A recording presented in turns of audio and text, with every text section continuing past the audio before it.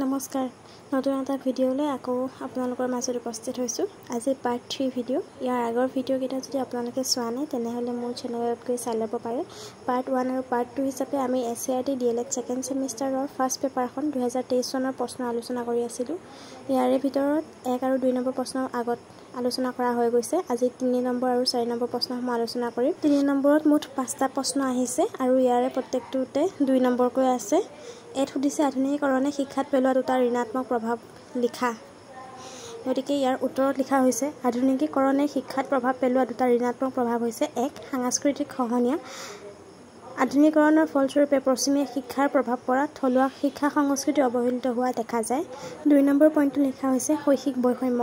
আধুনিকীকৰণৰ ফলত শিক্ষাৰ ক্ষেত্ৰত অধিক সুবিধা সম্প্ৰসাৰিত হৈছে ইয়ে ধনী আৰু দুখীয়া শ্ৰেণীৰ মাজত শৈক্ষিক বৈষম্যৰ সৃষ্টি কৰিছে বিধ সুধিছে মৌখিক সাহিত্য মানে কি উদাহৰণ দিয়া মৌখিক সাহিত্য হ'ল অতীজৰে পৰা মানুহৰ মুখে মুখে চলি অহা সাহিত্যসমূহক মৌখিক সাহিত্য বোলে বিভিন্ন ধৰণৰ লোকগীত সংগীতসমূহে মৌখিক সাহিত্যসমূহক স্বীকৃতি প্ৰদান কৰে দুটা মৌখিক সাহিত্যৰ উদাহৰণ হৈছে গোৱালপৰীয়াৰ লোকগীত টোকাৰী গীত ইয়াৰ উপৰিও আপোনালোকে বিভিন্ন ধৰণৰ অন্যান্য লোকগীতসমূহৰ বিষয়ে লিখিব পাৰে যেনে কামৰূপীয়া লোকগীত হ'ব পাৰে নিচুকনি গীত হ'ব পাৰে এইবোৰ মৌখিক সাহিত্যৰ উদাহৰণ হ'ব চিট সুধিছে অক্ষমতাৰ দুটা কাৰণ উল্লেখ কৰা অক্ষমতাৰ দুটা কাৰণ হৈছে 1 নম্বৰ পইণ্ট লিখা হৈছে আৰ্থসামাজিক অক্ষমতা আৰ্থসামাজিক অৱস্থিতিৰ ওপৰত ভিত্তি কৰি আমাৰ সমাজত বা সমাজ ব্যৱস্থাত বৈষম্যমূলক আচৰণ কৰা দেখা যায় ইয়ে অক্ষমতাৰ সৃষ্টি কৰে 2 জাতিভিত্তিক অক্ষমতা জাতিৰ ওপৰত ভিত্তি কৰি আমাৰ সমাজত অসমতাৰ ব্যৱহাৰ কৰা দেখা যায় উচ্চ জাতিক অধিক সন্মান প্ৰদৰ্শন কৰাৰ পৰিৱৰ্তে নিম্ন জাতিৰ লোকসকলে বিভিন্ন অসুবিধাৰ সন্মুখীন হৈ আহিছে লিখ সুধিছে ঋতু অনুসৰি হোৱা নিবনুৱা সমস্যাৰ দুটা কাৰণ উল্লেখ কৰা উত্তৰ লিখা হৈছে ঋতু অনুসৰি হোৱা নিবনুৱা সমস্যা দুটাৰ কাৰণ হ'ল এক গ্ৰামাঞ্চলত কৃষিৰ ওপৰত অধিক নিৰ্ভৰশীল হোৱাৰ বাবে কৃষিৰ বাবে যিটো ঋতু উপযুক্ত হয় সেই ঋতুতহে কামৰ সুযোগ পায় আৰু সেই ঋতুত কাম কৰিবৰ বাবে অন্য ঠাইৰ পৰা প্ৰব্ৰজন হয় ইয়ে ঋতুগত নিবনুৱাৰ সৃষ্টি কৰে 2 নম্বৰ লিখা হৈছে ইয়াৰ উপৰি ক্ষুদ্ৰ আৰু মজলীয়া উদ্যোগসমূহ স্থাপনৰ বাবে উপযুক্ত আৰ্থিক সাহায্য নোপোৱাৰ ফলত নিবনুৱাসকলে পৰম্পৰাগতভাৱে ঋতু অনুসৰি হোৱা কৃষি কাৰ্যৰ লগত বা খেতিৰ কাৰ্যৰ লগত জড়িত হয় যাৰ ফলত এই ঋতুগত নিবনুৱাৰ সৃষ্টি হয় ঈদ সুধিছে ভাৰতীয় সংবিধানৰ সমৱৰ্তী সূচী মানে কি শিক্ষাক কেতিয়া এই সূচীত অন্তৰ্ভুক্ত কৰা হৈছিল ইয়াৰ উত্তৰত লিখা হৈ আছে আপোনালোকে চাই ল'ব পাৰে যিহেতু এটা প্ৰশ্নৰ প্ৰতি 2 নম্বৰকৈহে আছে গতিকে মই এইখিনি লিখিছোঁ আপোনালোকে ইচ্ছা কৰিলে আৰু অলপ বহলাই লিখিব পাৰে ইয়াৰ পাছত 4 নম্বৰ 4টা প্ৰশ্ন আহিছে আৰু 4টাতে প্ৰতিটোতে 4 নম্বৰকৈ আছে একটোত সুধিছে শিক্ষাৰ অধিকাৰ আইন 2009ৰ প্ৰধান বৈশিষ্ট্যসমূহ আলোচনা কৰা তেনেকৈ ক্ৰমান্বয়ে লিখা হৈছে ইয়াৰ উত্তৰ লিখিছোঁ এই আইনখন 2009 চনত গ্ৰহণ কৰা হৈছিল যদিও 2010 চনৰ 1 এপ্ৰিলত কাৰ্যকৰী হৈছিল শিক্ষাৰ অধিকাৰ আইন 2009ৰ বৈশিষ্ট্যসমূহ তলত আলোচনা কৰা হয় 1 নম্বৰ এই আইন অনুসৰি 6 পৰা 14 বছৰৰ সকলো শিশুকে বিনামূলীয়া আৰু বাধ্যতামূলক শিক্ষা প্ৰদান কৰিব লাগিব বিনামূলীয়া অৰ্থাৎ নামভৰ্তি ক্ষেত্ৰত কোনো ধৰণৰ মাচুল ল'ব নোৱাৰিব বিনামূলীয়া অৰ্থাৎ এই শিক্ষা প্ৰদান কৰিবলৈ অভিভাৱকৰ লগতে স্থানীয় ৰাইজ দায়বদ্ধ থাকিব লাগিব 2 নম্বৰত আছে এই আইন অনুসৰি শিক্ষা বিনামূলীয়া হ'ব লাগে লগতে বিদ্যালয় পৰিচালনাৰ বাবে এখন পৰিচালনা কমিটি থাকিব লাগিব ইয়াত 75% অভিভাৱকৰ অন্তৰ্ভুক্তি থাকিব লাগিব ইয়াৰ পাছত তেনেকৈ আৰু দুটা পইণ্ট দিয়া হৈছে আপোনালোকে চাই ল'ব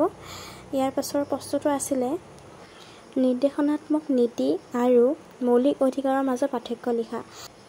এই প্ৰশ্নটি 2020 চনত আহি গৈছে আৰু এইটো প্ৰশ্ন এটা গুৰুত্বপূৰ্ণ প্ৰশ্ন হয় আৰু সম্ভাৱনা আছে যে ভৱিষ্যতৰ পৰীক্ষাসমূহতো এইটো আহিব ইয়াত মই নোটসমূহ সম্পূৰ্ণকৈ লিখিয়ে গৈছোঁ পঢ়ি নাযাওঁ সময়টো দীঘলীয়া হৈ গৈ থাকে গতিকে আপোনালোকে চাই ল'ব আৰু কিবা যদি ভুল থাকে দেখাই দিব ইয়াৰ পিছত তেনেকৈ আকৌ চি প্ৰশ্নটোৰ উত্তৰসমূহ লিখা হৈছে ব্ৰিটিছ উপনিৱেশবাদে শিক্ষাত কেনেধৰণৰ প্ৰভাৱ পেলাইছিল সকলোবিলাক মই পইণ্ট ৱাইজে লিখিছোঁ যিহেতু 4 নম্বৰকৈ আছে গতিকে মূলকৈ 4টা পইণ্টহে লিখি গৈছোঁ বহুত বেছি দীঘলীয়াও কৰা নাই যিহেতু সময়টো আমাৰ বহুত কম হয় গোটেই প্ৰশ্ন কাকতখন শেষ কৰিবলৈ গতিকে মূলখিনি লিখিলে নম্বৰ উঠাবলৈ লগতে সময়খিনি ৰাহি কৰিবলৈ সুবিধা হয়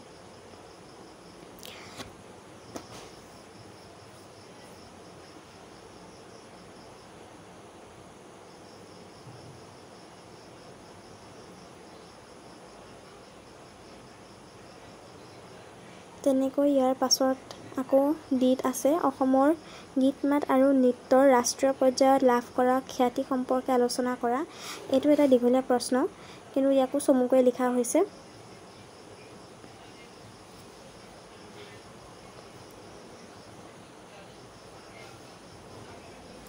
এনেদৰেই এই প্ৰশ্নটিৰ উত্তৰ লিখা হৈছে। আচলতে এই প্ৰশ্নটিৰ উত্তৰ যথেষ্ট দীঘল হ'ব লাগে, কিয়নো